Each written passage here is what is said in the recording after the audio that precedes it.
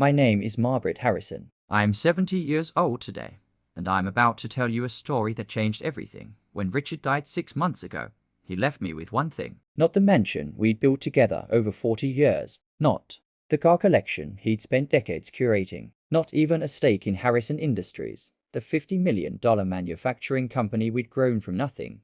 He left me a phone, locked with a password. At the funeral, my children barely looked at me. Daniel, 42, tall and severe like his father, stood with his wife Catherine. Sarah, 39, beautiful and cold, held her husband's arm. They whispered together, casting glances my way that felt like ice.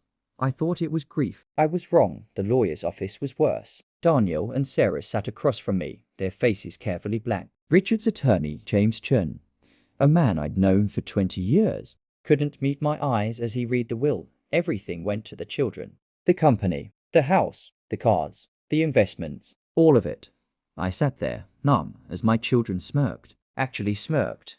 M.O.M., Sarah said, her voice dripping with forced sweetness. Dad left instructions. You can stay in the guest cottage. We think that's generous, considering. Considering what? My voice was barely a whisper. Considering you were always just there, Daniel added, shrugging. Dad built everything. You just spent his money.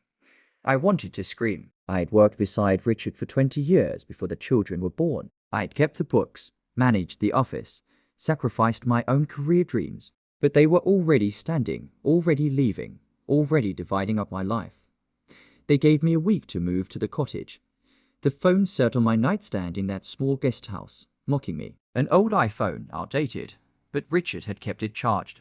Kept it hidden. I'd found it in his office safe along with a note that said only, for Margaret. You'll know when. I tried everything. Our anniversary. The children's birthdays. Our address. Nothing worked. Days turned into weeks. My children stopped visiting. Sarah cancelled our weekly lunches. Daniel changed the locks on the main house. I watched through the cottage window as they moved through. Rooms that had been mine, touching things I'd chosen, sitting on furniture I'd selected. I felt invisible. Erased.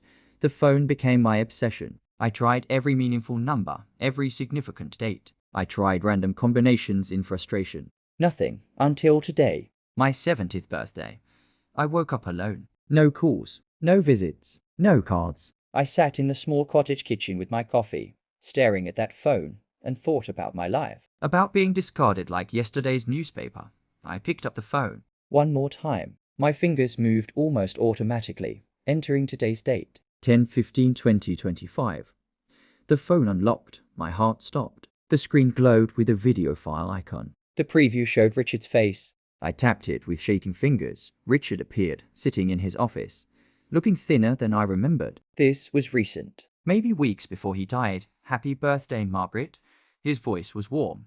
That same warmth I'd fallen in love with 50 years ago. You finally made it to 70. Now the real game begins. I felt tears on my cheeks.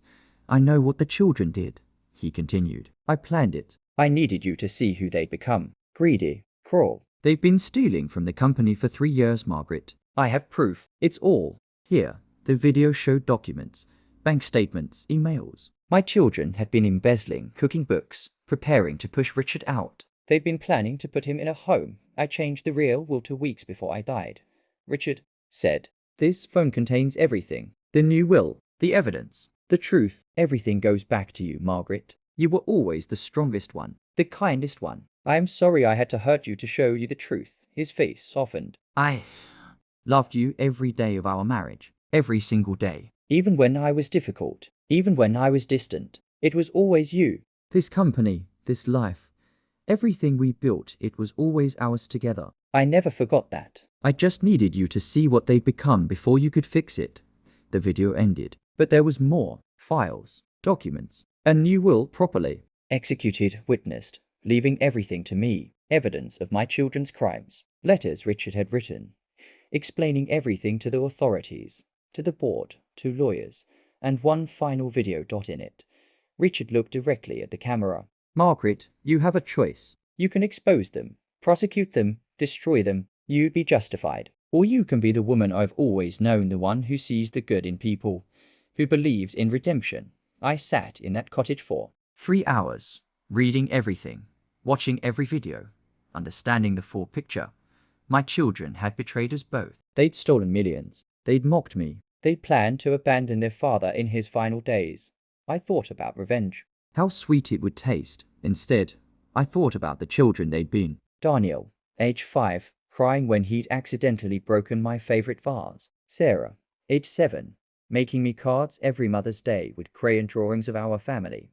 Something had gone wrong. Somewhere. We'd failed them. I made my decision. The board meeting was 2 days later. Daniel and Sarah sat at the head of the table, confident, smug. They didn't notice when I walked in with James Chen and the company's security chief. What's she doing here? Daniel demanded. I placed the phone on the table. Your father left me something after all. I watched their faces change as I explained. The real will, the evidence, the choice they now faced. You can resign quietly, I said, my voice steady. Return what you stole. Enter therapy. Work to understand why you did this. I'll pay for everything. Or I can prosecute. You'll go to prison. Sarah started crying. Real tears, finally. Daniel looked broken. Why? He whispered. We treated you terribly because I'm your mother, I said simply. And because your father believed people can change. He gave me a choice, and I'm giving you the same one. They chose redemption. It's been 3 months now. The children meet with therapists twice a week. They're working entry-level jobs to understand the value of honest work. They're repaying the company gradually. Sarah calls me every Sunday. Daniel helps me in the garden on Saturdays. We're not fixed. We may never be fully healed. But we're trying. I moved back into the house, our house. Richard's and mine. But I kept the cottage for guests. Sometimes I sit there in the evenings, holding that phone, thinking about the man who knew me well enough to trust me with the hardest decision of my life. Revenge would have been easy. Kindness was harder. But Richard knew something I am only now understanding. The strongest thing we can do isn't destroying those who hurt us. It's believing they can still become something better, and giving them the chance to try tonight. I'll have dinner with my children. We'll probably be awkward. Sarah might cry. Daniel will probably apologize for the 100th time, and I'll tell them what I tell them every time. We're family. We start again. We keep trying because that's what love does. It doesn't give up, even when it would be so much easier to walk away.